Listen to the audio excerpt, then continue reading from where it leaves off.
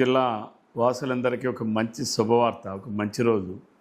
ఎందుకంటే కూటమి ప్రభుత్వం అధికారంలోకి వచ్చిన తర్వాత ఈ రాష్ట్రంలో రైతాంగానికి, రైతు కుటుంబాలకు ఇచ్చినటువంటి ప్రాధాన్యత ఇంకే రంగానికి కూడా లేదు. గడచిన 5 సంవత్సరాల్లో 2019-24 మధ్యకాలంలో జగన్మోహన్ రెడ్డి గారు ముఖ్యమంత్రిగా ఉన్నప్పుడు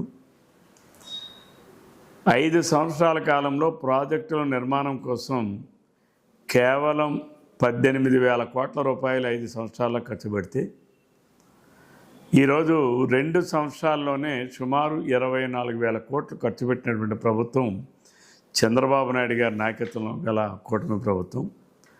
ఈరోజు శ్రీకాకుళం జిల్లా వాసులకి 70 సంవత్సరాల నాటి నుంచి ఒక కళ, అది కళగా ఉండిపోతుందేమో అనుకున్నాం. నేరేడు బ్యారేజ్ నిర్మాణం అదొక కళగానే ఉండిపోతుందేమో అని తరతరాలుగా ఎన్నో దశాబ్దాలు దాటిన మోక్షం లేనటువంటి ఒక కళగా మిగిలిపోయినటువంటి నేరేడు బ్యారేజ్ నిర్మాణం ఈరోజు చంద్రబాబు నాయుడు గారు క్యాబినెట్ సమావేశంలో 671 కోట్ల రూపాయలతో శ్రీకాకుళం జిల్లాలో నేరేడు బ్యారేజ్ నిర్మాణానికి ఈరోజు మంజూరు చేయడం నిజంగా ఇది శుభ పరిణామం.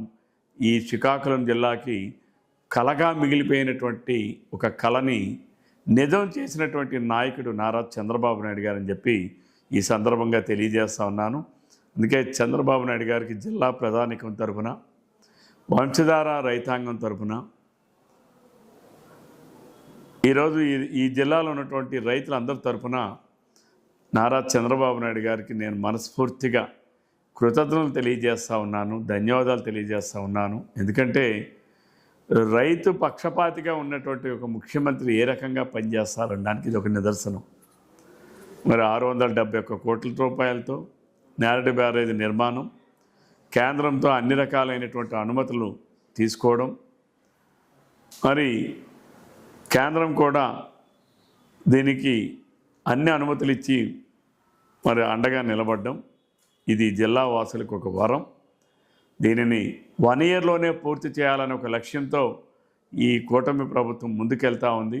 ముఖ్యమంత్రి చంద్రబాబు నాయుడు గారు చేస్తున్నటువంటి ఈ ప్రయత్నాలకి మనం అందరం కూడా, శ్రీకాకుళం జిల్లా ప్రజలందరూ కూడా సహకరించాలి, తోడ్పాటును అందించాలని చెప్పి ఈ సందర్భంగా తెలియజేస్తూ, ఎన్నో ఏళ్ల నాటి కళని నిజం చేసినటువంటి మరి ఒక రైతు బాంధవుడైనటువంటి నారా చంద్రబాబు నాయుడు గారికి మనస్ఫూర్తిగా ఈ జిల్లా ప్రజలందరూ ఆశీర్వదించాలని కోరుకుంటూ సెలవు తీసుకుంటా ఉన్నాను. Thank you.